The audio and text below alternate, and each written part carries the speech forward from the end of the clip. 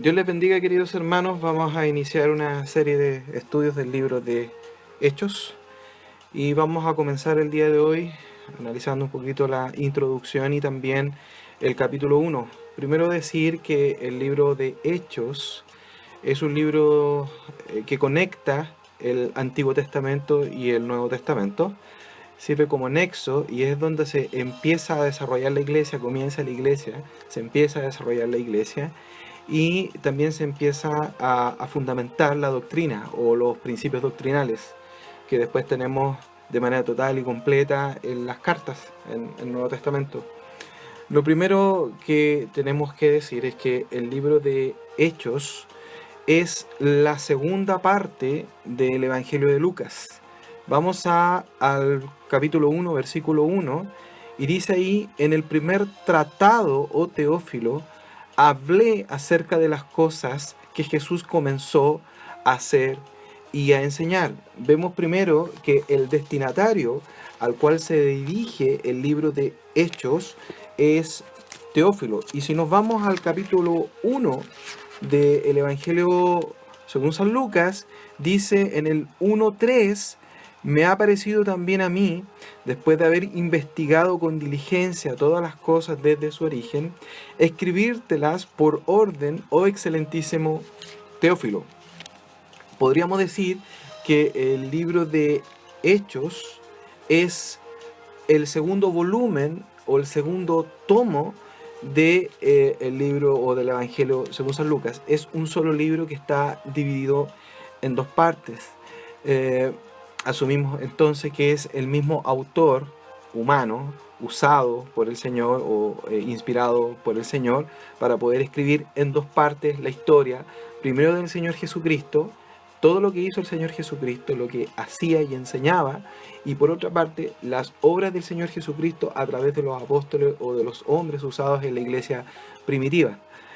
Decir también, y algo muy importante, que el libro de Hechos es un libro que manifiesta las obras del Señor Jesucristo. Hay diferentes nombres que se le han dado a este libro.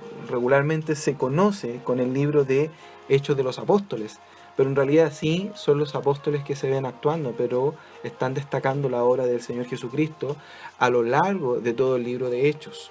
También se ha dicho que es el libro de Hechos del Espíritu Santo, por cuanto se ve obrar de una manera bien especial y específica al Espíritu Santo desde el nacimiento de la iglesia en adelante. Pero el Espíritu Santo lo que hace es glorificar al Hijo, glorifica a Cristo, glorifica a Jesús. Por lo tanto, son literalmente los hechos del Señor Jesús manifestados por el Espíritu Santo y a través de los hombres, de los apóstoles. Es un libro que viene a glorificar al Hijo.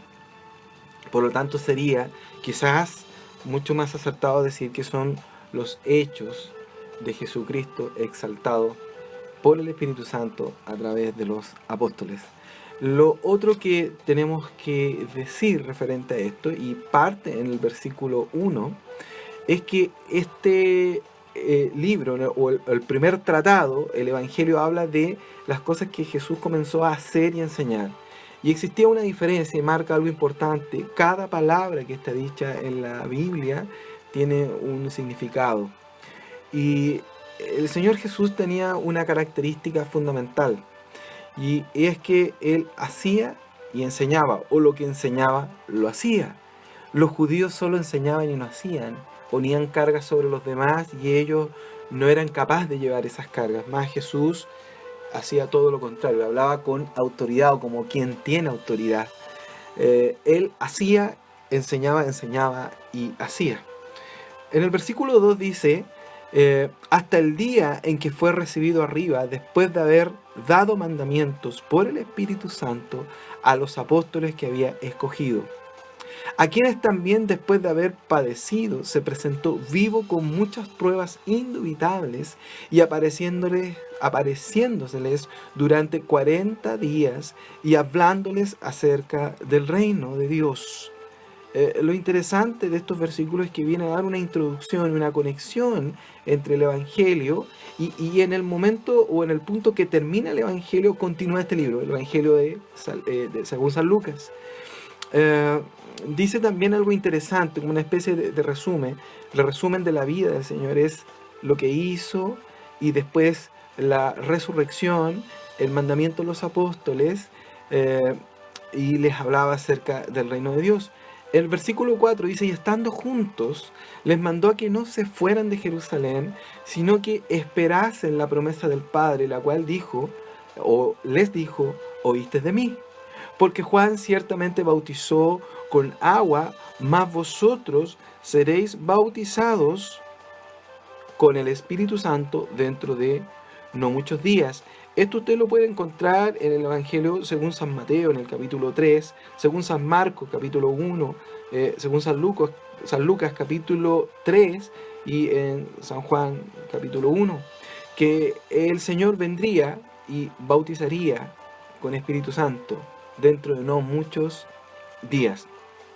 En el versículo 6 tiene un subtítulo ahí que dice la ascensión, pero dentro de la ascensión hay cosas tremendamente relevantes que nosotros podemos rescatar referente del libro de Hechos, lo que nos quiere decir el Señor a través de este hermoso pasaje. Dice, entonces los que se habían reunido le preguntaron diciendo, Señor, ¿restaurarás el reino de Israel en este tiempo? Era una pregunta que tenían los apóstoles y los discípulos. Era en realidad una inquietud que tenía todo Israel.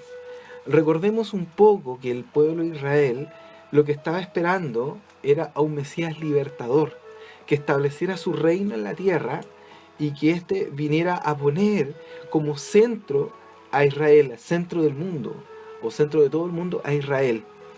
Eso es lo que estaban esperando. Si bien cierto, los discípulos ya habían entendido y estaban viendo a Jesús ascendido y estaban entendiendo profundamente, o habían entendido lo que significaba esta obra, también tenían interés en saber cuándo ocurriría la restauración del reino de Israel. Es lo que nosotros, o se dice, después de la revelación de la Escritura, lo encontramos en el libro de Apocalipsis, viene a coronarse con lo que es el milenio.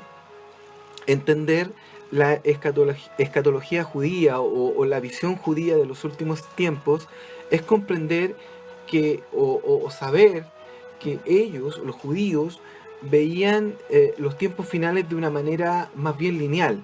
Ellos unían la llegada del Mesías con el día de Jehová, o el día de la ira, o el día grande y terrible, e inmediatamente veían el establecimiento del reino y Jerusalén, Israel, como centro de todas las naciones.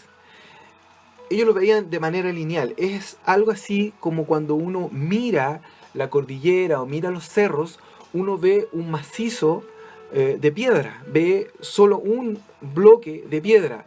Pero a medida que nos vamos acercando o subimos uno de los cerros, nos damos cuenta que los cerros tienen bajada y que tras ese cerro hay otro cerro más grande o hay otro más pequeño. Son diferentes cerros, tienen baches dentro de ellos. La escatología, los judíos la veían así, de manera lineal, veían un solo macizo. En cambio, el Señor va revelando qué va a ser en los últimos tiempos y nos da a entender que estos tienen estos baches, que hay periodos de tiempo en los cuales se va cumpliendo todo esto. Entonces, entendemos que en la pregunta de los apóstoles, ellos no habían comprendido la totalidad de la doctrina o no tenían toda la revelación que tenemos nosotros hoy en día.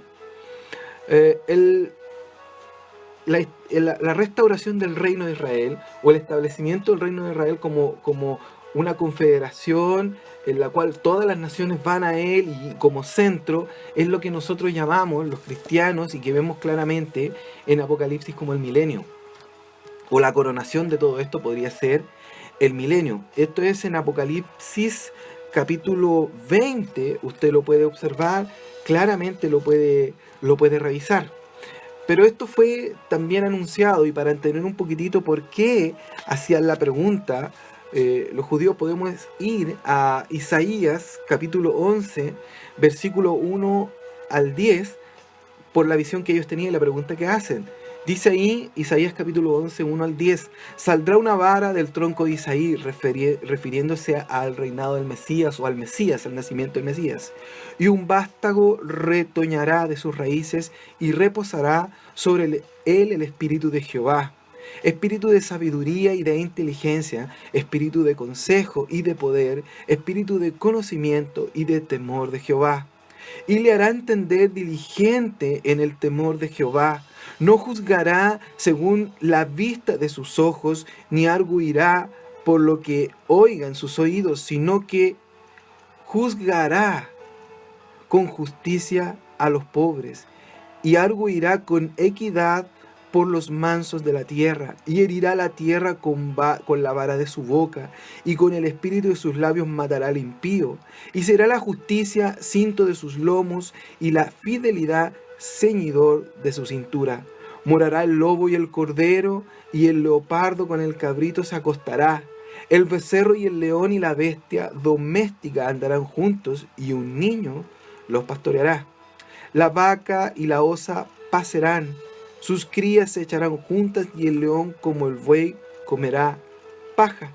Y el niño de pecho jugará sobre la cueva del áspid, y el recién destetado extenderá su mano sobre la caverna de la víbora. No harán mal ni dañarán en todo mi santo monte, porque la tierra será llena del conocimiento de Jehová, como las aguas cubren el mar. Acontecerá en aquel tiempo que la raíz de Isaí, o sea el Mesías, Jesús, la cual estará puesta por pendón de los pueblos, será buscada por las gentes, y su habitación será gloriosa. Asimismo acontecerá en aquel tiempo que Jehová alzará otra vez su mano para recobrar el remanente de su pueblo, que aún queda en Asiria, Egipto, Patros, Etiopía, Elam, Sinar, Amat y las costas del mar. Y levantarán pendón a las naciones, y juntará a los desterrados de Israel, y reunirá a los esparcidos de Judá de los cuatro confines de la tierra. Y sigue hablando referente del pueblo de Israel. Esto, queridos hermanos, no se ha cumplido. Sí, el reinado del Mesías va a ser en la tierra. Él nació en la tierra. La primera parte de esta profecía del capítulo 11 del libro de Isaías habla del nacimiento, que vendrá, Él vino. Pero la segunda parte de esta profecía no se ha cumplido. Y esa es la pregunta que hacen los apóstoles. También podemos revisarlo en el mismo libro de Isaías, capítulo 35, cuando habla del futuro glorioso de Sión. Capítulo 35, versículo 1 y 2 solamente, para ilustrarlo. Se alegrarán el desierto y la soledad, el yermo se gozará y florecerá como la rosa, florecerá profusamente, y también se alegrará y cantará con júbilo. La gloria del Líbano les será dada, la hermosura del Carmelo y del Sarón. Ellos verán la gloria de Jehová, la hermosura del Dios nuestro. El reino era un interés, o el establecimiento del reino era de interés para los apóstoles. Después, al final de esta porción de la Escritura, o de esta sección de la Escritura, le responden los ángeles. Profecía acerca del reino, y por eso era tanto interés. Ustedes lo encuentran en Jeremías, en Zacarías, en Miqueas, en Amós, en distintos libros del Antiguo Testamento. Usted puede ver que está reflejado. Esto ya leímos Isaías también en Mateo, y por supuesto en el libro de Apocalipsis. Por lo tanto, ellos tenían un interés. Es interesante también aclararlo aquí. Gastamos algunos minutos para poder hablar un poco de ello. Dejamos la inquietud para que también usted pueda investigarlo. ¿Por qué? Porque es un tiempo que también disfrutaremos nosotros. Nosotros nos vamos a ir en el arrebatamiento de la iglesia, los que creemos en esto, y después estaremos con el Señor y reinaremos con Él, vendremos con Él, y podremos disfrutar de esto también.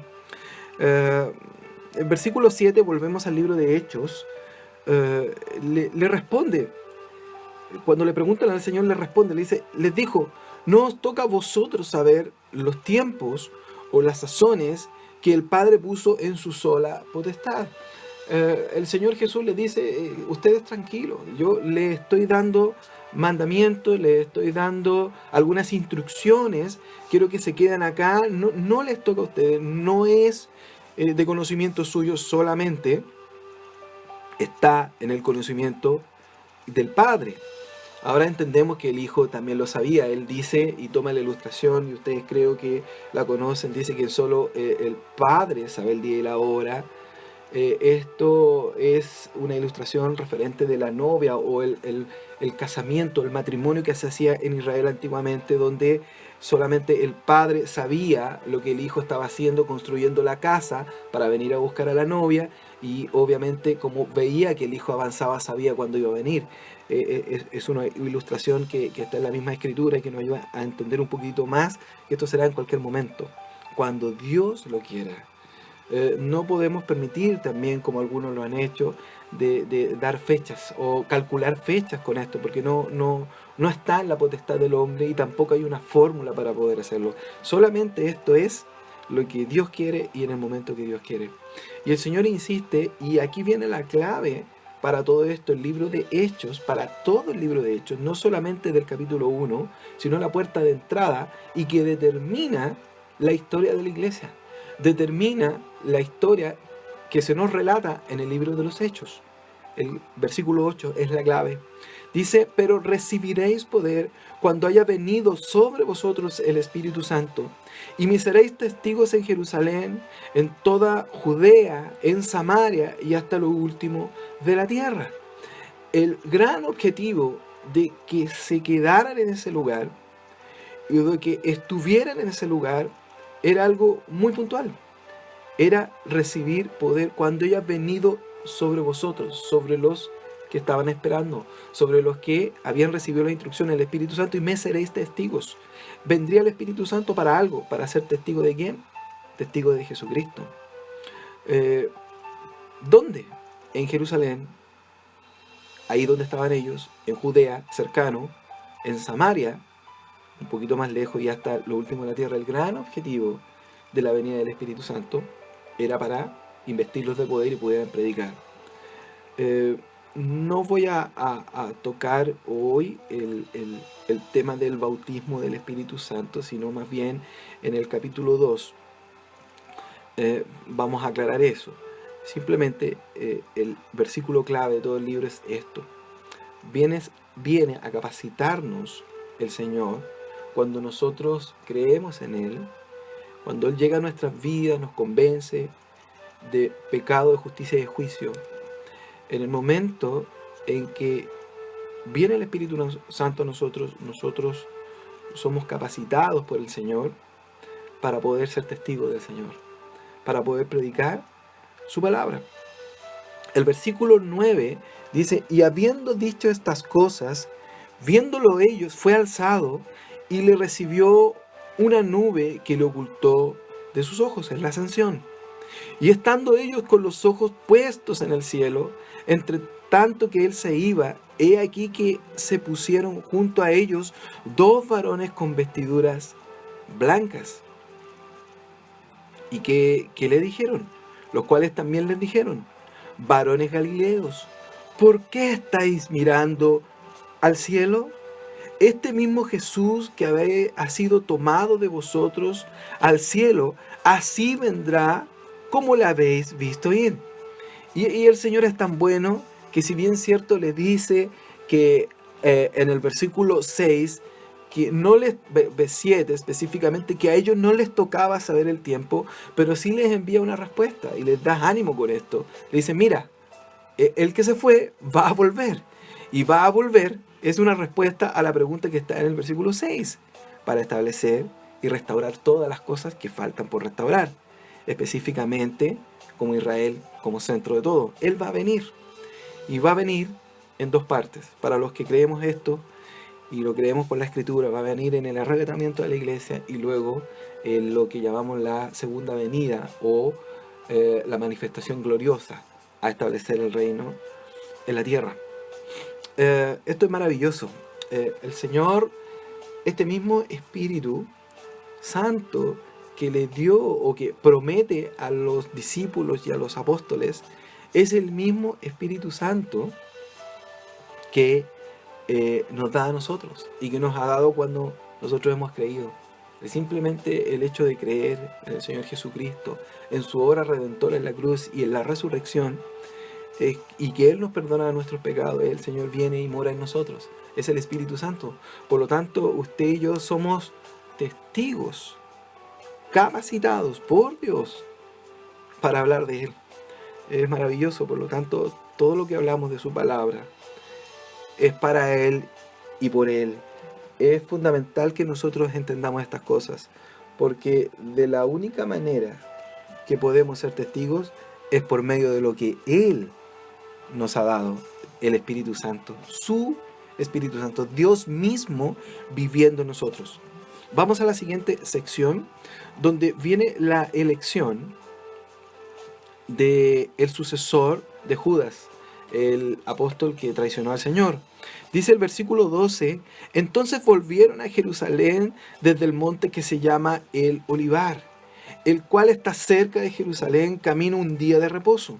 Y entrados subieron al aposento alto donde moraban Pedro y Jacobo, Juan, Andrés, Felipe, Tomás, Bartolomé, Mateo, Jacobo, hijo de Alfeo, Simón el celote y Judas, hermano de Jacobo.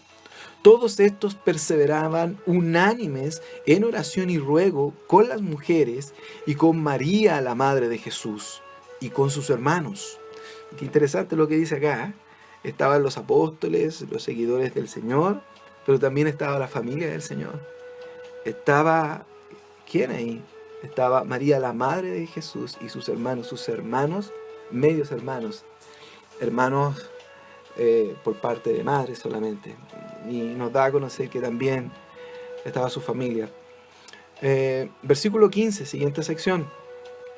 En aquellos días Pedro se levantó en medio de los hermanos, y los reunidos eran como 120 en número, y dijo: varones hermanos, era necesario que se cumpliese la Escritura, en que el Espíritu Santo habló antes por boca de David acerca de Judas, que fue guía de los que prendieron a Jesús, y era contado con nosotros y tenía parte en este ministerio. Entonces, Pedro hace notar esto, que era algo que tenía que cumplirse. Y en el versículo 18 dice: este pues, con el salario de su iniquidad, adquirió un campo, y cayendo de cabeza, se reventó por la mitad, y todas sus entrañas se derramaron. Y fue notorio a todos los habitantes de Jerusalén, de tal manera que en aquel campo se llama en su propia lengua Acéldama, que quiere decir campo de sangre, porque escrito está en el libro de los Salmos: sea hecha desierta su habitación, y no haya quien more en ella. Esto usted lo puede encontrar en el Salmo número 69, versículo 25. Y dice en el siguiente, en la siguiente porción, y tome otro su oficio. Versículo 21. Es necesario,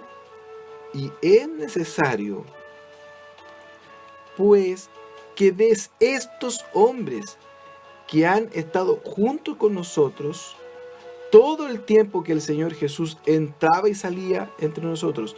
No sé si usted se fija, pero está dando un requisito para poder ser nombrado apóstol. Un requisito importante.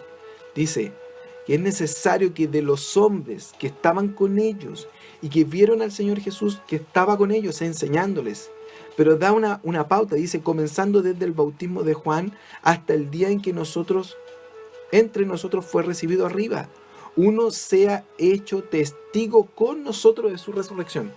La clave acá era haber visto al Señor, pero sus enseñanzas, haber sido enseñado por el Señor, pero algo muy relevante, que tenían que haber visto al Cristo resucitado, a Jesús de Nazaret resucitado. Es un requisito que ellos mismos ponen, inspirado Pedro por el Espíritu Santo, los discípulos inspirados por el Señor, inspirados por Dios o por el conocimiento revelado de Dios, que es un requisito. ser testigo del Jesús de Nazaret resucitado. Y me detengo unos minutos acá para poder destacar esto, debido a que hoy en día se habla mucho de apóstoles. Uno ve en las redes sociales, ve videos y hay gente que se autodenomina apóstol, hay gente que sigue a estos supuestos apóstoles y nos damos cuenta que hay un requisito, uno acá, solo uno mencionado, que se debe cumplir. Y esto es que debieran ver a Jesús de Nazaret resucitado. Por lo mismo usted también ve al apóstol Pablo en los libros de Hechos y también en las cartas, que le escribe que él de una u otra manera defiende su apostolado, diciendo que fue enseñado por el Señor y que vio a Jesús, al Señor resucitado, que era un requisito fundamental que los propios apóstoles al inicio y antes del nacimiento de la iglesia habían establecido y se estaba estableciendo por inspiración del Señor.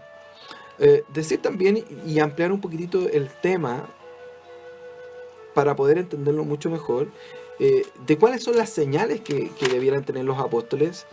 Sé que no es el tema del día de hoy, sino más bien entender la elección del nuevo apóstol, pero me gustaría dejar la inquietud en usted y que pudiera también investigarlo un poquitito. Si nos vamos a Hebreos, capítulo 2, versículo 1 al 4, tenemos algo que dice así: por tanto, es necesario que con más diligencia atendamos a las cosas que hemos oído, no sea que nos deslicemos.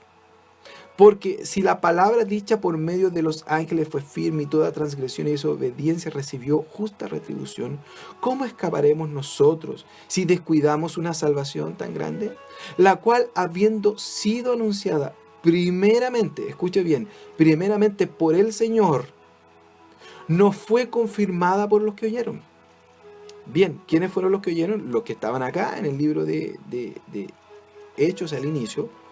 Y dice ahí: testificando Dios juntamente con ellos, con señales y prodigios y diversos milagros y repartimientos del Espíritu Santo según su voluntad. Había alguna señal que seguía esto, y eran señales y prodigios y diversos milagros y repartimientos del Espíritu Santo según su voluntad. Siguiente, si nos vamos nosotros a 2 de Corintios, capítulo 12, versículo 12, vemos que Pablo defiende su apostolado y manifiesta algo similar a lo que dice en el libro de Hebreos. Dice lo siguiente: 2 de Corintios, capítulo 12, versículo 12. Repito, 2 de Corintios, capítulo 12, versículo 12. Dice: con todo, las señales de apóstol han sido hechas entre vosotros, en toda paciencia, por señales, prodigios y milagros. Características de un apóstol. Primero, algunas características: haber visto a Jesús de Nazaret, al Cristo, al Señor resucitado. Siguiente, le siguen señales, prodigios y milagros. Termino con esto, cierro. Las señales son aquellos mensajes, los prodigios y los milagros, que validan el mensaje que se entrega y validan al mensajero. Por lo tanto, estas cosas y esta capacitación especial que hizo el Señor en su tiempo era para esto, para validar el mensaje que se entregaba y al mensajero. ¿Con qué propósito? Para dar un impulso al nacimiento de la iglesia. Entendamos que Jesucristo es el que hacía estas señales. En Isaías capítulo 61, usted puede ver cómo él declara, incluso cuando los evangelios se paran en la sinagoga, lee la porción de la escritura, no la lee completa, lee una parte de la escritura, solamente una parte de la profecía. Y dice estas señales, ¿cierto? Cuando vemos el Señor Jesucristo en los evangelios, cuando Juan el Bautista manda a preguntar con sus discípulos: ¿eres tú el que ha de venir? ¿Eres tú el que tendría que haber venido o el que tendría que venir? y el Señor Jesús lo manda de vuelta y dice, mira, digan lo que ven. Y eran las señales, que los ciegos ven, etc. Bueno, estas mismas señales del Señor Jesús que dan cuenta y validan el mensaje del Señor Jesús, que Él era el Mesías, que los judíos no quisieron ver, estas mismas señales también siguieron a los apóstoles. Por lo tanto, el período apostólico fue limitado. Fue solo por un tiempo. Y está limitado a los que nosotros conocemos en la Escritura. Todos aquellos que hoy dicen que son apóstoles es falso. No son verdaderos. No están de acuerdo a la Escritura. Y esto tenía un gran propósito, validar el mensaje y a los mensajeros para el nacimiento de la iglesia.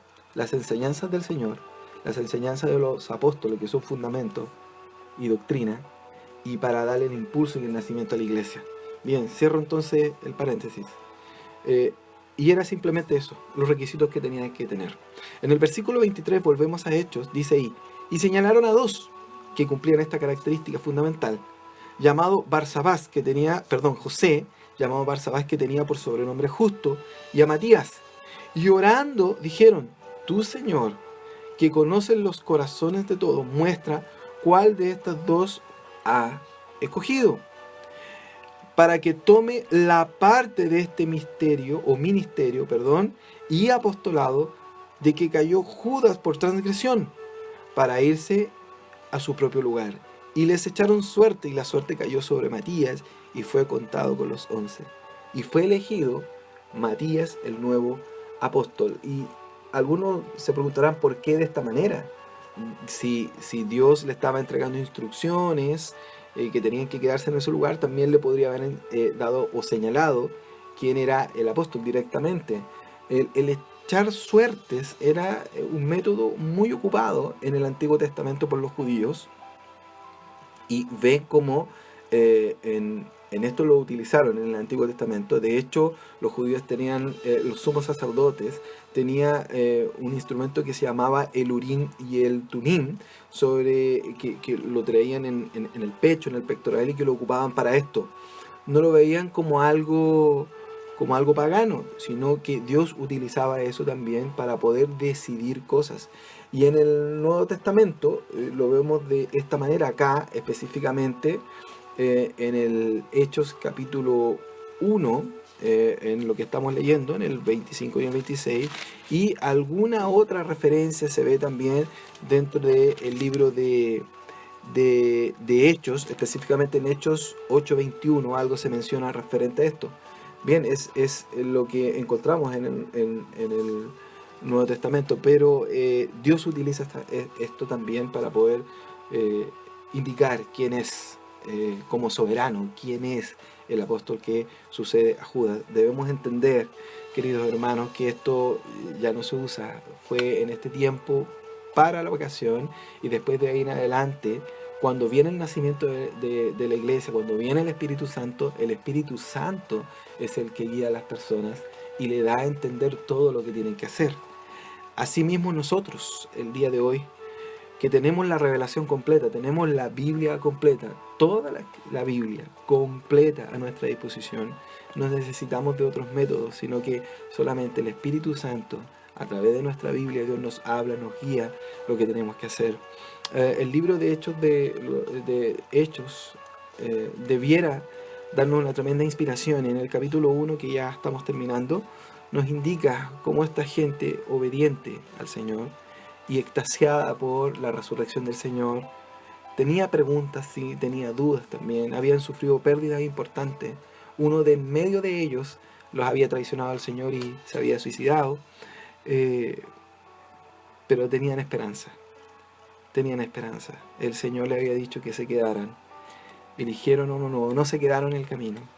Hicieron caso, eligieron un nuevo apóstol, guiados por el Señor, y esperaron la promesa. Así mismo debe ser con nosotros. Nosotros que tenemos ya el Espíritu Santo con nosotros, debemos ser obedientes a las instrucciones que Dios nos da. Y a pesar de que hay cosas difíciles, como usted y como yo, que hemos vivido muchas cosas, debemos tener esperanza y ser obedientes delante del Señor. Vamos a orar. Gracias, Señor, te damos por este capítulo 1 del libro de Hechos. Sabemos que hay muchas cosas más que podemos aprender y aplicar. Solo ayúdanos a seguir investigando y creyendo cada día más en ti, en que tú nos has dado instrucciones y que esas instrucciones serán para nuestro beneficio. Gracias por todo, Señor. A ti sea la gloria en el nombre de Jesús. Amén.